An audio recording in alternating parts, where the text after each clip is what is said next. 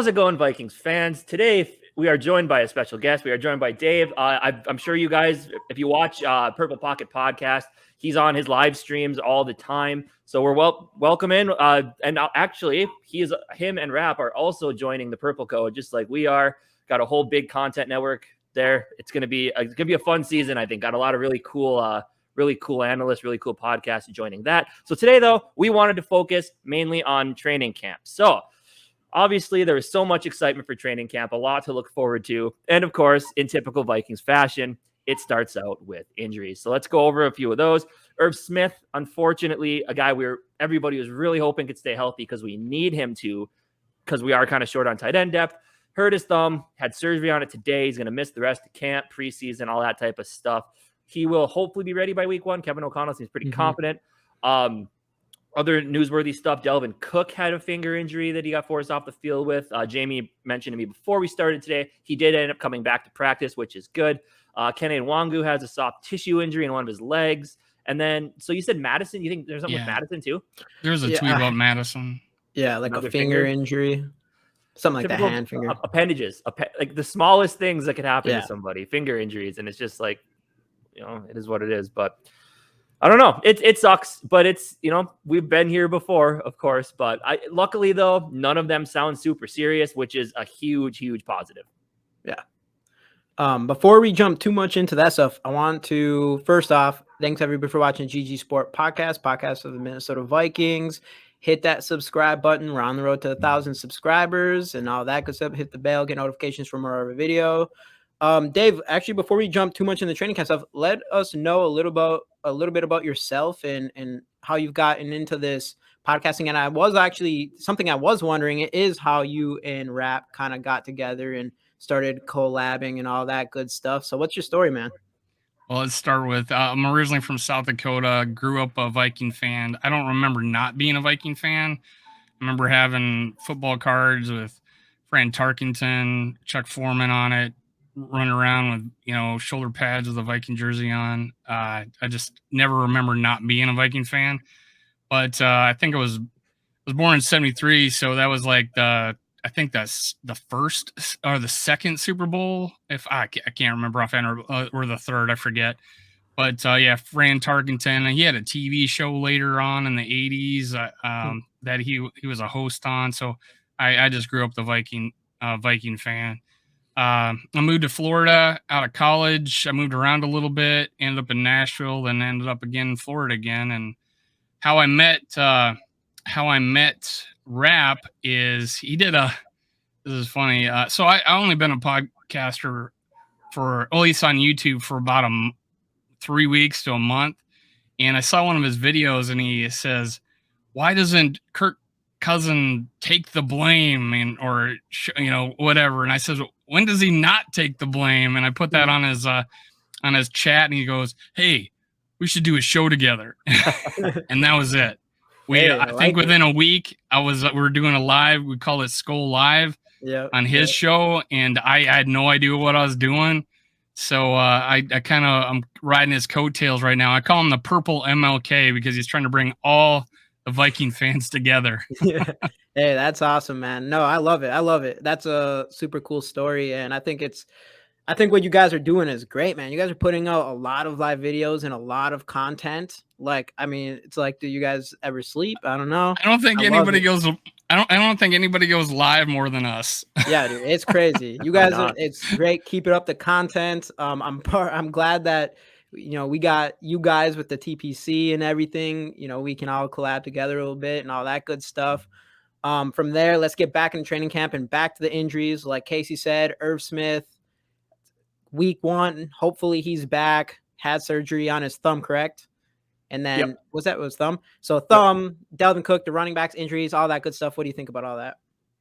Well, I made an interesting point earlier today, I think in one of my videos, is like, so Irv Smith Jr. will not be practicing, meaning he won't hurt anything else before the season starts. True. And if he can overcome that thumb, and as long as he doesn't have to do a whole lot of blocking, which I don't think he was going to be mainly used for. And honestly, with the 11 personnel with the Rams, what were they on their third tight end when they were in the Super Bowl? Yeah, I think so. It's like Irv Smith Jr. is a luxury in this offense. That would be great to have him, obviously. But I almost think like I saw a picture of him. They had like someone wrapped in bubble wrap and they put Irv Smith Jr.'s face on it, over the head. And I'm like, that's what we should be doing with him right now to avoid him getting any other serious injuries like a knee or something. So, yeah, that's good. But on the running back side, I talked to you guys off air. I'm a big Ty Chandler fan. Also Jalen Naylor. Those are the two guys I said were like the biggest value picks in our draft because I think Ty Chandler's got just great vision, patience to hit the hole, and he's got elite speed. And that isn't even his biggest draw, which is the Odell Beckham style catch he made and his ability to receive the ball. So not the only one on our team, but we'll get to that guy later. We'll get to that guy later. Oh, did I? No, you're good. You're good. Yeah, man. I think it's pretty interesting because it is like the Irv Smith, like you said in KOC's offense. I'll call it KOC's offense for the Rams. Yeah. They didn't have to have that star tight end, but it is kind of concerning. We kind of want something better than we have. Who knows how like Davidson ends up turning out for us. I did think it was kind of interesting that today when we found out that news about Irv that Herndon. Right, Herndon. Yeah, he signed somewhere else. He signed somewhere else to the same day, and it's like, perfect. Yeah, I wouldn't mind if we go out and make sure we have someone that's just fills that gap between Zach Davidson, right? Yep. Yeah, Zach Davidson and Irv Smith.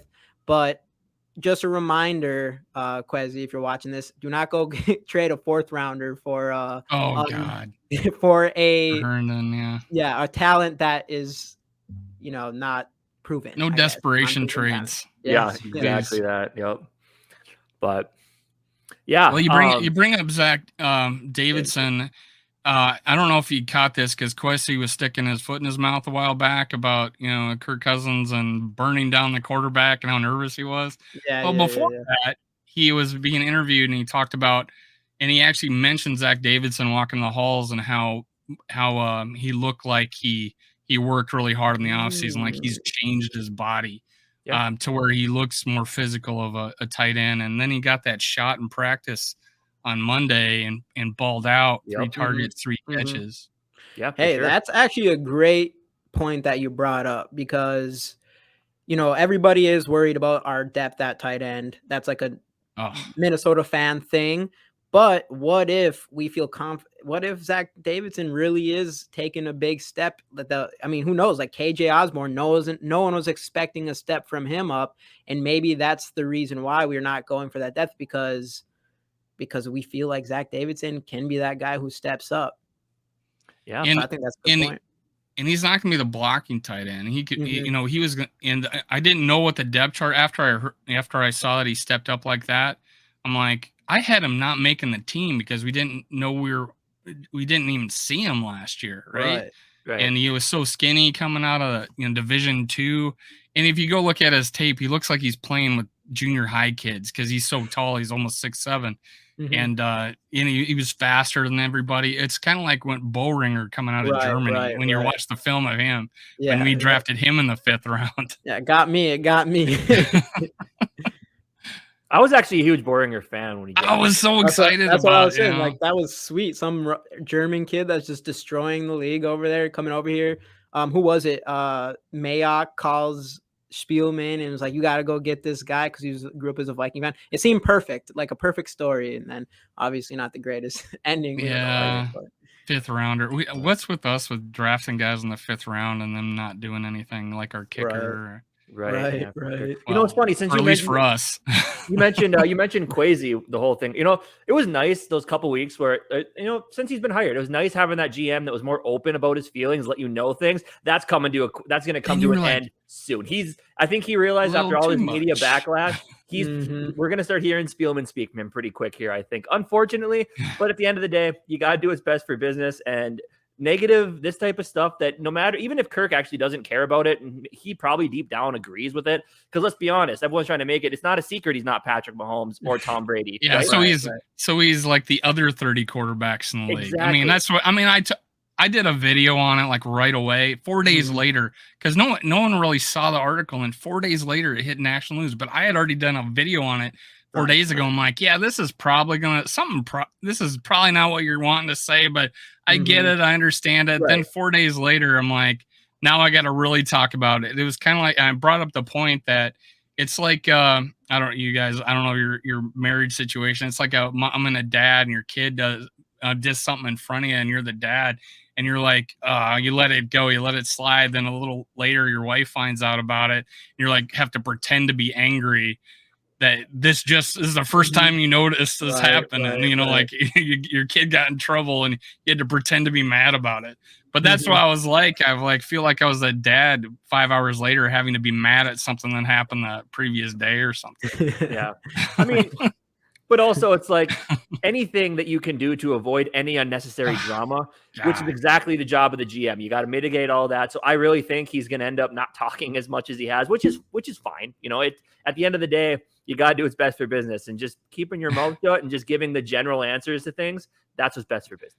When you say something to the effect of I was nervous not burning down the quarterback. Right. What did you expect would happen? Right. I get what you're saying. It was a tough choice, but man. All I know is that Kwesi has probably become the least favorite person of another guy on the purple coat, Joe Spinoza. Probably hates Kwesi now. Probably his least favorite person in the world. But hey, what do you do? Just from hearing him, I hear he's a big fan. I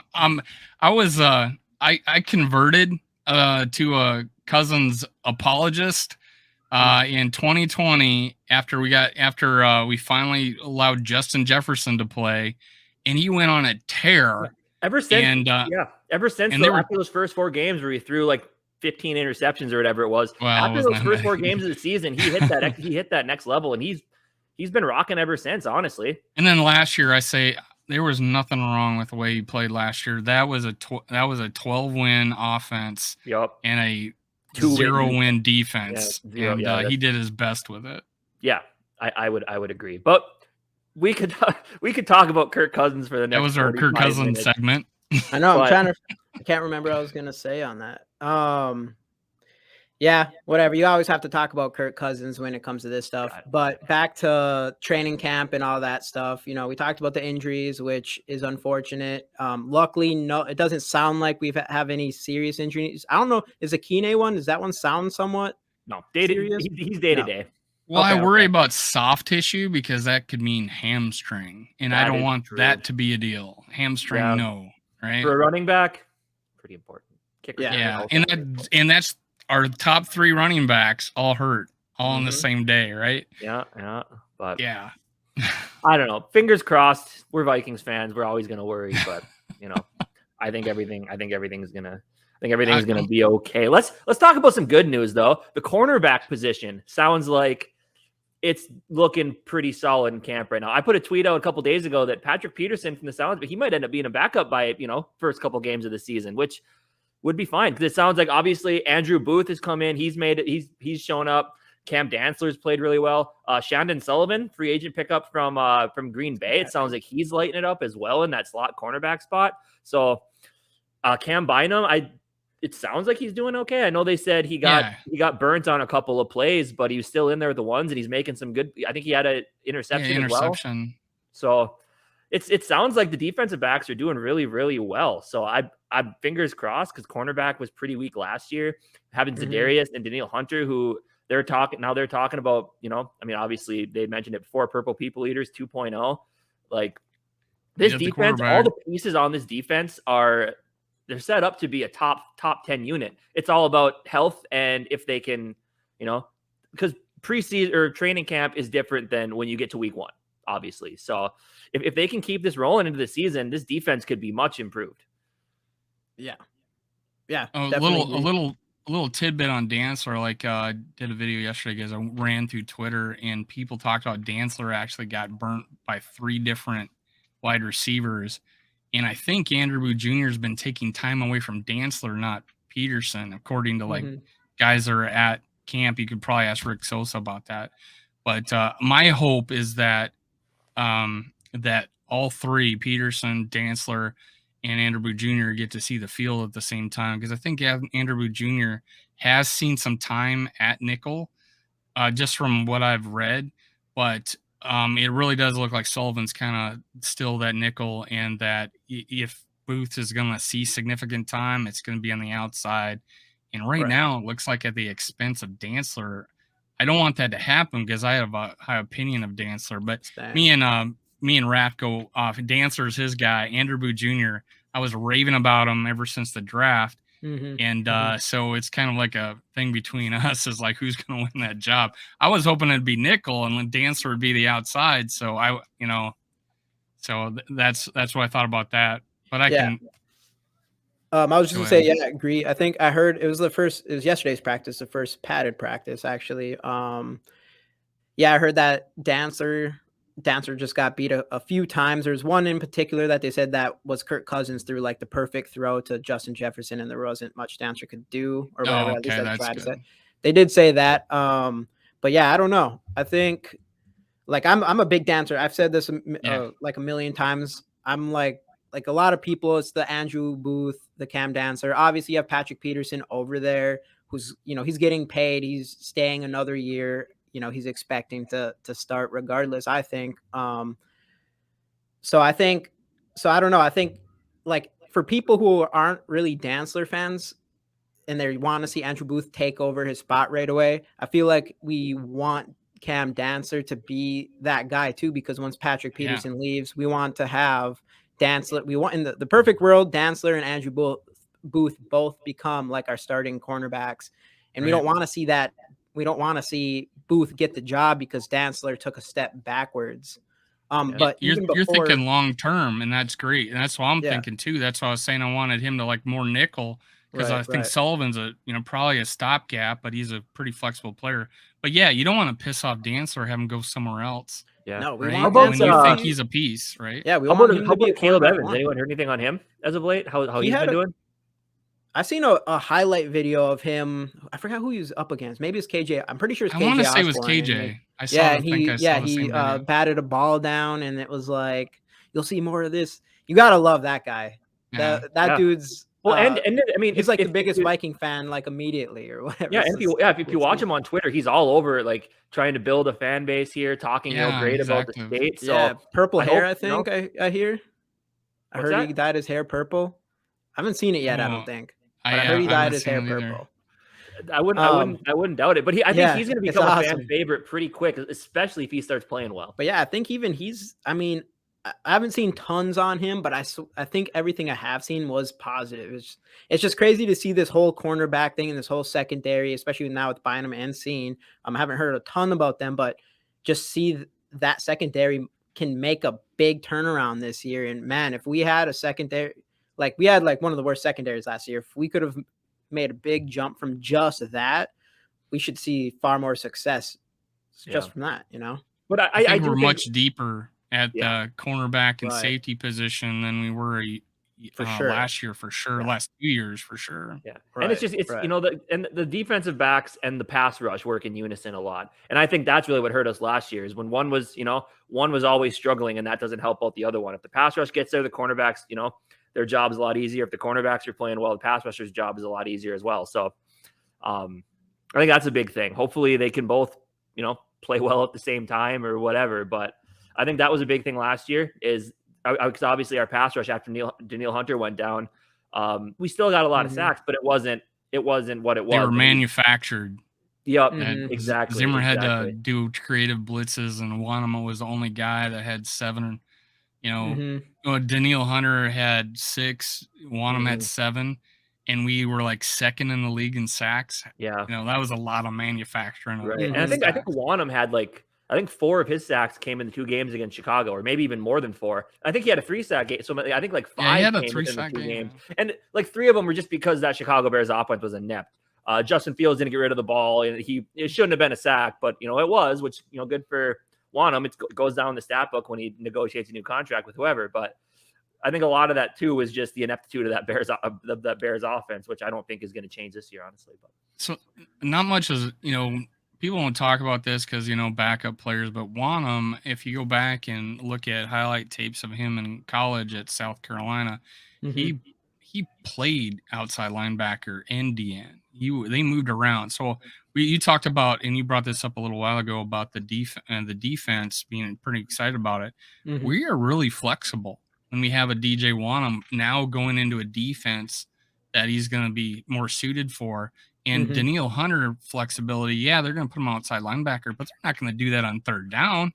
Right. He's going to be able to go D-end right there or just line up in some creative defense on third down where he's rushing the quarterback. So I love the flexibility of our defense. Yeah. And I was kind of down on it going into the draft.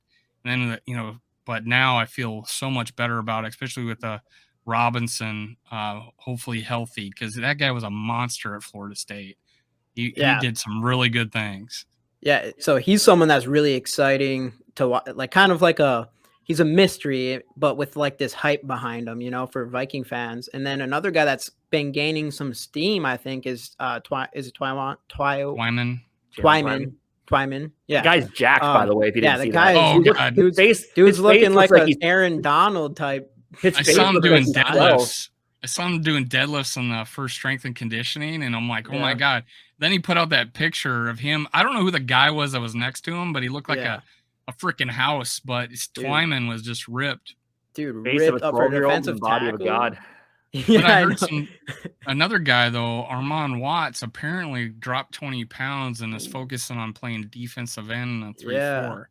So that's some good news. And Lynch? I forget his name. The redheaded guy. No, not Blake Lynch. Blake Lynch is he's the linebacker. James Lynch is the lineman. James Lynch is the defensive tackle. Yeah, we got so many guys with same names like Smith and Harrison and jeez. Yeah. But so he the other day he got a pass rush. He got to Kellen Mond. So I really liked him coming out of college. So I think that we finally got a coach and a coaching staff that's going to allow younger players to play, get opportunity to practice. And especially when I don't think we're going to play a lot of starters in preseason. They're going to have so much time to develop in this preseason. Cause I think if I'm not mistaken, KOC or OC said that, we're going to be, dual practices with other teams. And that's where we're really going to get our game, our game speed in. Yep. I know you mentioned Kellen Mond. That's a situation where I don't think there's been any clarity yet. Because I know one day they were splitting second team reps. Yeah. One day Mannion took all the second team reps. The next day Mond took all the second team reps. Yesterday, I'm not seeing a ton of clarity. The only thing that worry a little bit. Yeah, well, that's the only thing that has kind of come out with that situation is it hasn't been great. That's the only thing I've seen, that they're splitting second team reps, but none of them have proven themselves. Kellen Mond still seems like not totally comfortable, and that's what they say so far. I mean, it'll be a lot different once we see some preseason games and stuff like that. Kind of know what Mannion is, I feel like. But speaking of knowing what people are, Garrett Bradberry sounds like he has not been good whatsoever. Unfortunately. So Chris Reed took so this is a big deal. Chris Reed came in and played second team center, and they moved Schlottman to guard. So that really means that they're really looking at Reed to be the backup center, if not take over. Did they just do that? That's what I'm reading about that. I saw that on a Twitter report today. Today? Today. That Reed was taking second team center snaps and Schlottman got moved to guard. Yeah. And that's why we that's why we signed Schlottman. Was to be our backup center. Right. Yeah, man. Hopefully he can go in there and do it, because it was Phillips, right? Phillips blew him up in one-on-one. Yeah, blew him up, put him right on his ass, and I guess the next play, like a swim move or something like that. I don't know specifics, but I think it was Rick that, or I think Rick did that in Twitter. Oh, yeah. Yeah, it might have been. Yeah, I think it was Rick early on in practice. I think there was one-on-ones, and he posted that. When I do my camp report, I just basically go read off Twitter. Yeah. We're not there, so what are we gonna do? Right. Yeah, exactly. You can only get so much information. You wish they would. It's funny because they put up a sign that they're telling player or people to not film it or whatever because we don't want other teams to see what we're doing. I think it was specifically to Sosa because he put out like so many videos. Yeah. It's like, but what about us, man? We want to know what's going on there. You know, we hear little things. Obviously, you have the night practice, which we'll get highlights from, and then preseason and maybe even joint practices and stuff. But, you know, I want to see a little bit more like the highlights that they bring, like the Vikings.com release. They're usually pretty short. They'll have like the highlight of the day on there and stuff, which is cool. But yeah, it'd be cool to like if you could just dive in there. But I guess that's why you should maybe try to go, I guess. Yeah. Something that I wanted to talk about. I saw this a little bit ago. So biggest thing in training camp, you watch the big players and stuff. Justin Jefferson is obviously one of the rising stars in the league. Everybody loves Jamar Chase as well. Jamar Chase playing well too. He was I can't remember if it was Bleacher Report that posted this, but they asked him about Justin Jefferson, and his quote was, "I'm better than Justin." I don't doubt it. No. I don't doubt he would say that. Yep. That's, I mean, obviously, you know, they're friends. They're going to do this, but he's still young, man. I mean, I get it. Only 1 year. He was super cocky. Like, you know, he was the super cocky one in college. Yeah. He was the talker. So, but yeah, he's amazing. And Madden did him really dirty. They did do him dirty. We did our Madden video. They did him so dirty. Yeah, we did our Madden. 89. What was it? He wasn't even top 10. Was he? I think it was 87. It was 87 because it was under Adam Thielen, who was 89, I believe, or 88. Right. So I think it was 87. So I'm like, so in what world do you think, you know, Thielen, and there was a bunch of other players like that is better, you know, is better than Jamar Chase. And it was funny when Tom Brady tweets him and he says, "Hey, don't worry about it, man. They forgot to put me in the game in my year 2." And they had him at 41% awareness. Overall. Awareness. Oh, awareness for Tom Brady? For Tom Brady when they did put him in. He had a 41% awareness.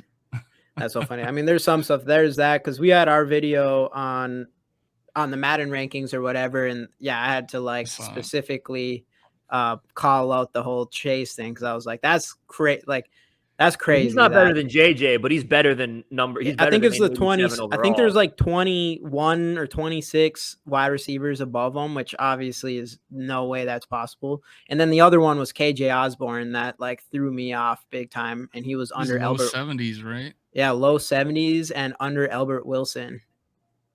Really? Yeah, it was like 70. Speaking of KJ Osborne, so Andrew Jr. and KJ Osborne have been like the two big, you know, performers in the since we put on the pads, and it's awesome because I wasn't sure KJ Osborne could take that next step because when Thielen went out, I don't think he stepped up as well as he should have. But you know, the fact that he's like, there was that one play, and they did get on video when Caleb Evans was on trailing, and then he got on the safety so fast that he blew right by him and scored a 60-yard touchdown, right? So I'm like, damn, KJ Osborne is showing out, man, and I'm happy to see that. Yeah, because we actually did a video a couple weeks back. We were talking about like ranking the players on like underrated, overrated, breakout, and Jamie had KJ as the breakout player. He brought up that idea, and I'm just kind of looking at him like his breakout year was last year, but he brought up the good point that this year, like I think we think we could see him take that step to becoming a legitimate wide receiver too after Adam Thielen decides to hang him up. So. And I could see it happening as well. Yeah. Like you said, last year we could have seen more from him when he did have to step in for Thielen. But now that he's got a season under his belt, he's gained some confidence. Because his first season, I was like, okay, this guy's not even going to be on a team next year. Doing what he did last year is amazing. But we definitely, and I agree with Jamie on that one. I definitely think he could step up and be that potential wide receiver too behind JJ for the next foreseeable future on the Vikings team. I'm a big KJ Osborne guy, and I think I even like going into this offseason and everything. I know, like you said, when he stepped in for Adam Thielen, you wish he could have been like even a step above what he was. I mean, he had like a really Diggs did when Johnson went down, and then what Thielen did when Diggs went down. Right. Like he wasn't like, all right, I'm here, I'm gonna be the next wide receiver one on this team, or even wide receiver 2. But at the same time, like I guess Like I kind their of give first him the start, they benefit. got 100 yards. Like wow. Right. No, that is crazy. But yeah, I was gonna give him the benefit of the doubt since like even the year before he didn't even. I don't know if he even got any reps at wide receiver. It's Nope. just He was to see him go up he from didn't. that. He was a Yeah, failed nothing. returner and never saw the field as a Yeah, receiver. Right. there was such bad news about him, but then when he went into preseason, the second hype year, started going people up. were raving about how well he did, and that's Right. great, And then man. he showed out, and he just showed he at the very least last year showed he was more than capable at wide receiver 3, and we were looking for a wide receiver 3 for years and years and years before that. Like we've tried everybody, OBZ Johnson. BC Johnson was our number 2, and Justin Jefferson wasn't even dressing. Right. It seemed he was dressing, but yeah. I'm like, what are you thinking? I'm sitting there I'm sitting at the sports bar. We're 0-2, and I'm like, why aren't we playing Justin Jefferson, man? Why aren't we doing this? Comes up and like what he had like 80 yards or something in that Titans game that he came in on. Yeah, that we lost. And then the rest is history. But that's exactly. And that's I just think KJ Osborne does have that jump. The thing I like about him is I think he has great hands. I just felt like there is tons of actually there's a stat where I think he had one of the highest percentage conversion rates on third and long or whatever for first downs. And I just remember seeing that because he'd be like right over the first down, and I swear like Kirk Cousins threw just a hard pass right at him, just a laser, and he would just snag him like no problem. And he just kept doing it and doing it and doing it, and I was impressed with that. But that mixed with him having he's just a big bodied guy, and he seems like someone that I wouldn't look at and just be like, this guy has tons of speed, but he really does, obviously, because he's a punt returner, kick returner, whatever. And he's fielding punts in practice, so yeah. And who knows? I'm not feeling as confident with him in that position anymore. I feel like we gave him the fair try for that.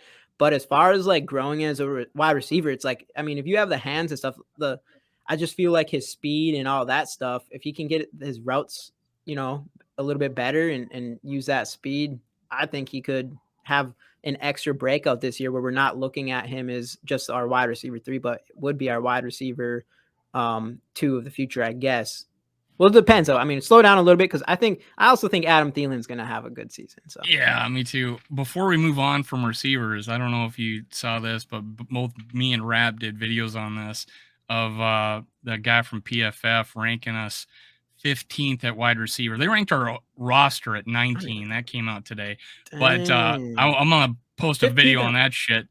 But I think we are too. But 15 at wide receiver.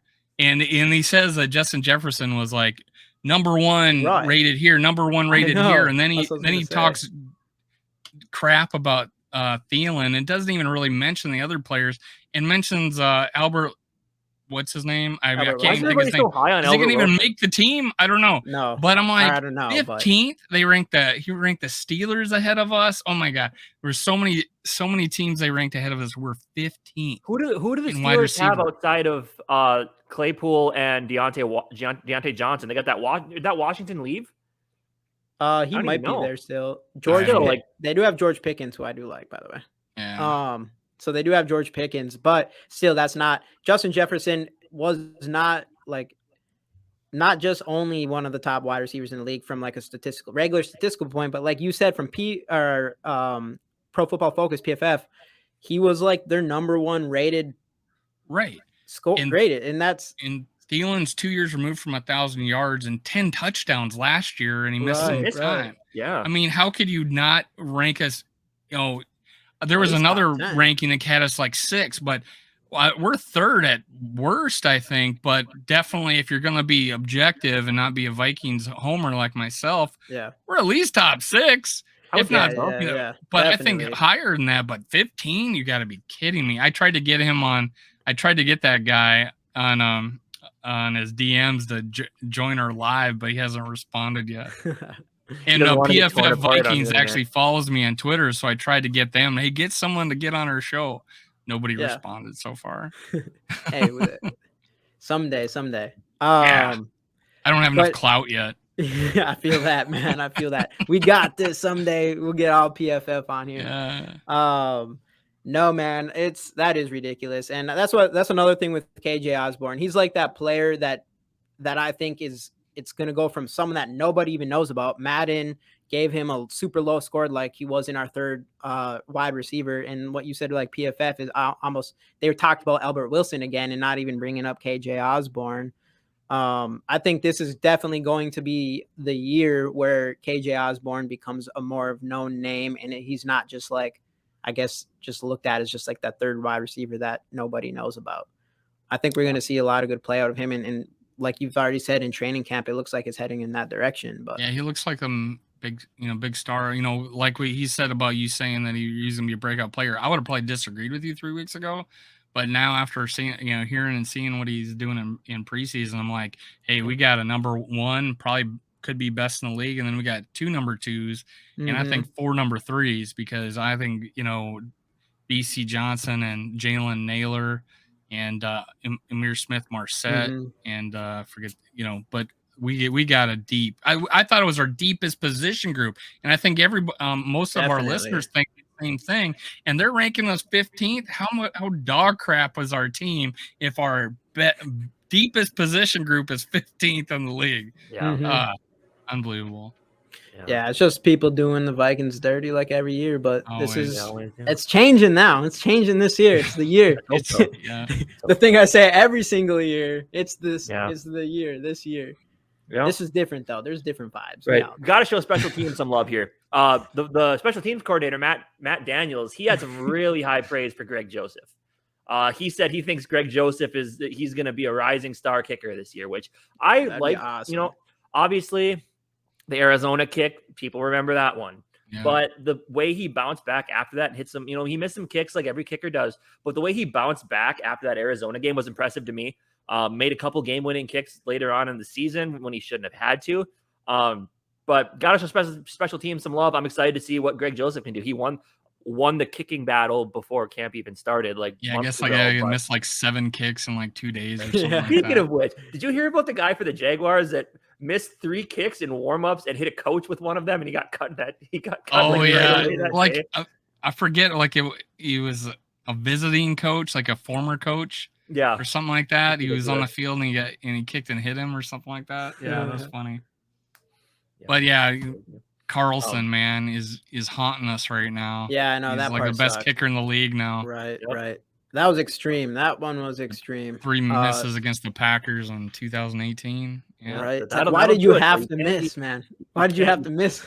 Yeah, you can't be screwing us over in games against the Packers. It just doesn't work that way. I know. So it had to be against the Packers of all teams. If it wasn't the Packers, this is a tidbit. This is a tidbit. Longwell was apparently, because he was struggling. Carlson was struggling, and he offered assistance to come. And this is from Longwell. Offered assistance to give him some pointers because he's seen some flaws in his fundamentals, and the Vikings ignored him.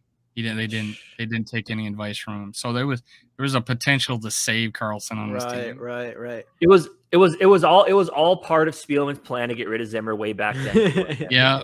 Who really, it is what it is, because he knows didn't how much work out as he planned. Nope, did not work out as planned. But anyway, so I think to end this one, since we're talking about training camp, everybody will go around. Dave, we'll start with you, Jamie, then me. Who's going to be the training camp wonder boy by the time it's all said and done? I know that when we were back was it Winter Park in Mankato? Or no, that was when we were back in Mr. Mankato. That's when we were back in Mankato. They called it Mr. Mankato. Who's it going to be this year? Well, there wasn't any talk about Andrew Booth Jr. even making, even doing anything because he was injured. Mm-hmm. They made a big point about, hey, that what he said going into the draft about saying he's never been healthy. And my thought process was he played that good and he wasn't healthy. Right. And now he's got the double hernia surgery or whatever. Right, and now he's healthy. What is it going to be like? And when I saw him being able to have no restrictions in the first preseason practice, I'm like, here's the show. Mm-hmm. And he hasn't been disappointing. And it looks like he's this close to being a starter. Hopefully, honestly, I want Dantzler to be happy because I want him here long term. So maybe there's going to be a rotation going on, nickel outside corner. But outside of what looks like KJ Osborne, it is Andrew Booth Jr., man. Yeah. I think is going to be the big winner coming out of camp. Yeah. So Are we talking about like a guy we didn't even think was going to have a shot, right? Is that what we're talking about? That's usually who they that's reserve generally that what. spot Yeah, for. you're It's right. not gonna be like Justin Jefferson. Like last year was for steps up. last year let me was throw- Irv Smith for sure before he got injured. Right. Yeah. I guess if that's the case, it's starting because of Irv Smith Jr. It's looking like it's Zach Davidson's going to have an opportunity. So he may be the guy that goes from nowhere, practice squad guy the year before, to having, and it looked, they went to him in the 2-minute drill rather than the Munt and Ellison. That hey, they're thinking of this guy as the backup wide receiver tight end, the receiving tight end for the Vikings. So I'd give it to him right now, and that's coming a long way from me a couple weeks ago saying he's not going to make the 53, and I got Nick Muse making it. Now I'm thinking I don't even know who Nick Muse is anymore. Zach Davidson's going to be the guy coming out of camp. Yeah, man, I agree. I would say like the Zach Davidson, that's kind of like a KJ Osborne for last year, like the guy that no one was thinking about, and all of a sudden, boom, he's on the scene and he's good part of the future. Man, I don't know. When you said the Mr. Mankato or whatever we're talking about, it's hard not to agree with you. I don't want to steal your picks, but there's no question Andrew Booth is the guy that's bringing the most excitement so far. I was talking to SK on Sunday. We had like the live show on their Facebook or whatever. And he also mentioned that, I mean, he just looks like a dog out there, and he's just bringing that personality, that attitude, that like it factor type vibe to that defense, even as a rookie. And seeing that confidence is already huge for our defense, because it's something that our defense is kind of missing, is that kind of swag going on there. So that's like huge besides the plays he's actually making on top of that. So I do think like it's really cool because not every year, because we're not that lucky, but a lot of years there's always like that rookie that comes in, Justin Jefferson or Stephon Diggs, even, where they're rookie coming in training camp and the buzz is already like it's going off right off the bat, and you start hearing people like, all right, like he looks really good. And sometimes you get first round rookies and then they talk about them and they're like, oh, they look pretty good, but they don't really have that kind of buzz. Andrew Booth is definitely getting that kind of buzz. And I think you're right, where he's going to be I think he's going to be someone who's going to step up for us right off the bat. But that being said, I would have to still say, I agree with that. It is like the 1A, 1B thing. And I would have probably said this even before training camp and we knew more about KJ Osborne. But I do think KJ Osborne is going to be that guy this offseason. Yeah. I'm so happy all you guys had secondary thoughts after Andrew Booth, because I want to say your guys were your secondary thoughts, and I'm going to steal Andrew Booth. I think he's going to step into one of those starting spots by the start of the season, man. He was a guy who people had us taking him at 12. Some people had us taking him at 12 originally. So the fact you get a first round talent after a trade down with the Lions, of course, and then he's showing out already. You still end up working your way to get a first round talent who was dropped because he was injured, and Andrew Booth. I think he's going to be a starter for this team for years to come, and I'm super excited to see what he's going to end up doing. So I'm going to steal Andrew Booth. I got a follow up for that. So like I say this all the time in our lives, and because we go back and forth, and now he's a believer, right? Rap's a believer in Andrew Booth Jr. But it took him like months, but because he was thinking I was crazy, guys saying, hey, my thought process going to this draft, because I really wanted Jordan Davis, the defensive tackle. Yeah. I really wanted him. And then there was a safety, right? The number one safety from Notre Dame. And those guys went 12, 13, and there was another guy went 14.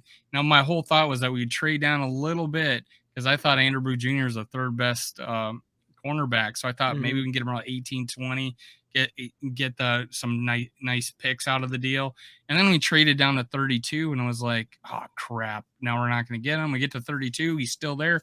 Draft him, Andrew Booth Jr. We don't draft him. Like, okay, we're 2 spots away because we're 34. I'm like, okay, let's draft him there. We don't draft him. We trade down to 53. Then we trade back up to 42. I'm already thinking we're not going to have him because we're at 53. And then he's still there at 42. And I'm like, Wesley, you genius motherfucker. I know, dude. It was crazy because without like Booth made that draft. Like without he made it. Picking, if we did not get Booth, if we got, I don't even care who else it was, that draft would have felt a lot more disappointing, I think. And especially because when a guy like that talent drops in a draft under Spielman, at least it just felt like this. Like we were never that team to go and pick that guy who's dropped for whatever reason. And a lot of times it ends up working out, like a Trevon Diggs or a I'm trying to think of all the people. I don't know. There's quite a bit of guys that, slide down really far, but then they end up getting picked later, and then they end up turning out to be a good pro. We passed on Warren Sapp and Aaron Donald. Aaron Donald, yeah, was the bar pick. And we took Wyatt Davis, who slid because of injury. Oh yeah, Wyatt Davis, yeah. Oh, and then we third down, yeah. And but hey, we Everson Griffin, he fell fourth round, and we drafted him and freaking Daniil Hunter, man. Mm-hmm. How does he get this many sacks when he only had like a half a sack at senior year? Right, man. They must have did wonders with him, man. Yeah, right. For sure. I'm trying to think who's the guy for the Cowboys defensive end? Randy Gregory. Oh, Randy yeah. Gregory. Well, he had real big issues, I believe. Right, he had the big issues, but he dropped. What was his? I don't remember exactly what his issues were. Drugs, I think, was stuff part like of it. Still, though, but he got picked up and ended up being one of the he was worth a pick, like in the third round or wherever he got picked. Another guy that's why I want to keep an eye on. This one was another guy I really was hoping that we would pick was I can't think of his name right now, but that linebacker from Georgia. Oh, Nakobe Dean. Oh yeah, he kept falling. Dean. Yeah, he kept. He's like an example. Kept passing him up, right? Right, and then you're hoping you're that. We did that with Andrew Booth, but you're hoping that you're that team that gets a Nakobe Dean in the third round, and it'll be interesting to see how he turns out. This what his career ends up looking like. Yeah. I have a feeling he's going to be one of those people that prove people wrong. Well, because what did they say? He had an injury and he didn't want to get surgery, right? Yeah, that was.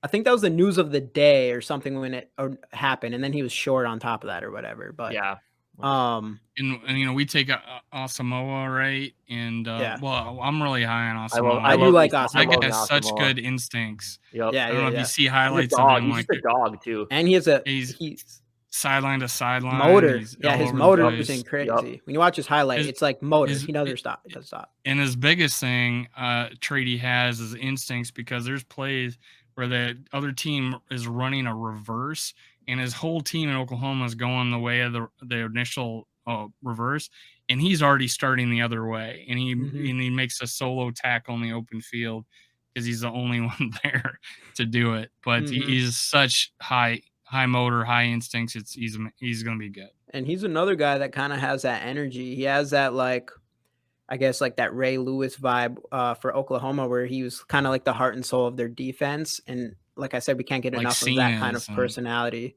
Yeah, we drafted guys that had that alpha dog mentality. You said dog when Andrew Booth Jr. I actually did a short where I said, this is an alpha dog, and I'm pointing at Andrew Booth Jr.